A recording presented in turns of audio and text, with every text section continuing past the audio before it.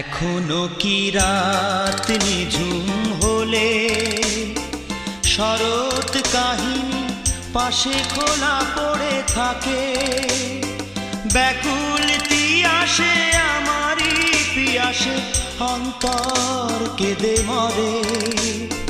জানতে ইচ্ছে করে খুব, জানতে ইচ্ছে করে, তুমি কি সেই আগের মতোই আছো?